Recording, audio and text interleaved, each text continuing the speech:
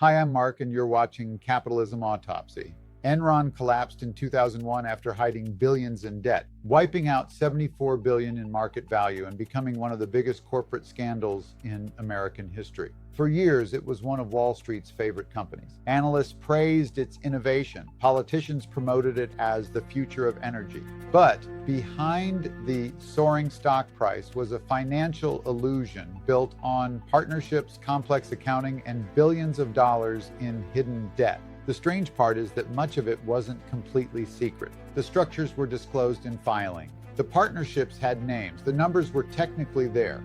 So the real question is this: how did Enron hide billions in debt in plain sight for years without investors realizing? Company setup. Enron began as a traditional energy company. In 1985, Houston Natural Gas merged with a company called InterNorth. The new company was led by Kenneth Lay, who had a bigger vision. At the time, energy companies mostly made money by owning pipelines and transporting gas. Lay believed energy could be traded like financial assets. When energy markets began deregulating in the late 1980s and early 1990s, Enron saw an opportunity. Instead of just transporting gas, Enron would buy and sell energy contracts, acting as a middleman between producers and buyers. It wasn't just an energy company anymore, it was becoming a trading company. And Wall Street loved the idea. Rapid growth. During the 1990s, Enron transformed itself into one of the most powerful trading firms in the world.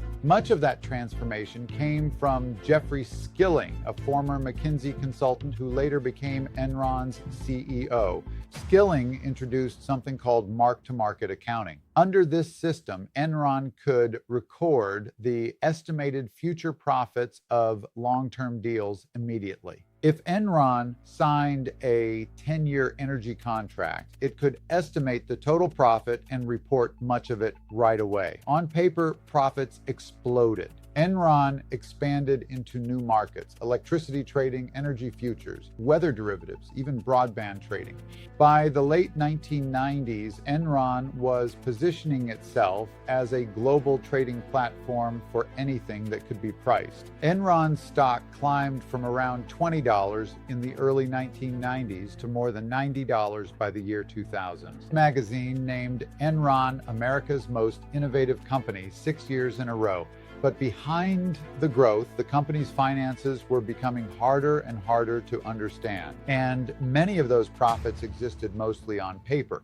Warning signs. As Enron grew, analysts began noticing something unusual. The company reported strong profits, but its financial statements were extremely complex. Even experienced analysts struggled to explain how Enron actually made money.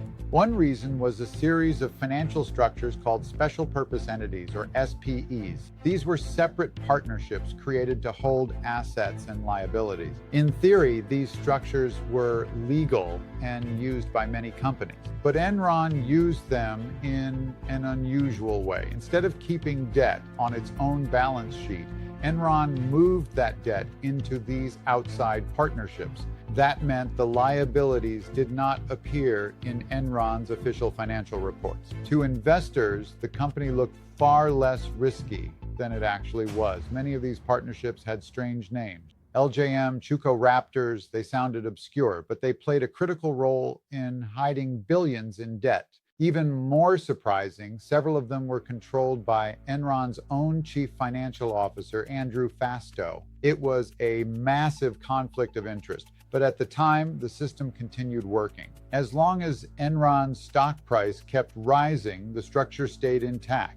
Breaking point. In 2001, the illusion started to crack. Journalists and analysts began looking more closely at Enron's financial disclosures. One reporter in particular, Bethany McLean from Fortune, asked a simple question: how exactly does Enron make its money? The deeper people looked, the stranger the numbers appeared. Then the partnerships began coming into focus. The key discovery was that these off-balance sheet entities were holding billions of dollars in Enron's debt, and some of them depended on Enron's own stock price to stay solvent. If the stock fell, the structures would collapse. But this is where things started to go wrong.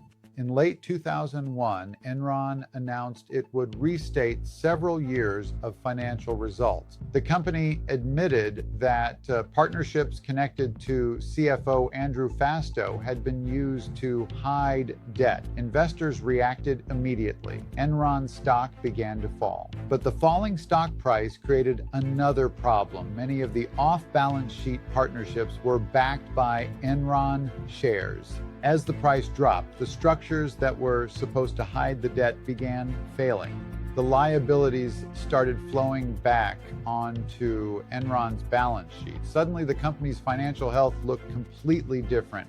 Credit rating agencies downgraded Enron's debt. Banks stopped lending. Investors rushed to sell. In December 2001, Enron filed for bankruptcy. At the time, it was the largest corporate bankruptcy in U.S. history. About $74 billion in shareholder value disappeared. Aftermath. The collapse devastated thousands of people. More than 20,000 employees lost their jobs. Many workers had retirement savings heavily invested in Enron stock. When the company collapsed, those savings vanished. Executives soon faced criminal investigation. CFO Andrew Fastow was sentenced to prison. CEO Jeffrey Skilling was convicted of fraud and conspiracy. Even Enron's accounting firm, Arthur Andersen, collapsed after the scandal. Once one of the largest accounting firms in the world, the firm dissolved after being found guilty of obstructing justice related to the case. The scandal shook confidence in corporate accounting across the United States. It eventually led to new financial regulations, including the Sarbanes-Oxley Act.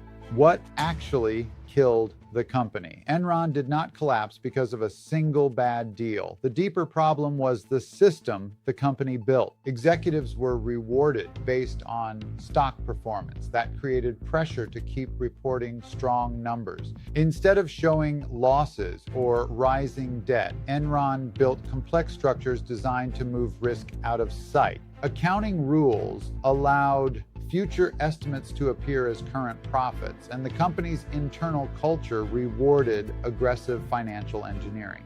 For years, the system worked. As long as the stock price kept rising, the illusion held. But once the price began falling, the hidden risk returned all at once. The structures meant to hide the problem became the reason the company collapsed. At its peak, Enron was one of the most admired companies in America. But behind the innovation was a fragile system built on hidden debt and aggressive accounting. When the stock price fell, that system collapsed. Autopsy verdict. Enron didn't fail because of the energy market. It failed because its leadership built a company that looked profitable only as long as the debt stayed hidden. Once the truth surfaced, the foundation disappeared. If you want to see another major corporate collapse, watch the next episode on your screen. And if you enjoy these business autopsies, consider subscribing. Thanks for watching. See you in the next video.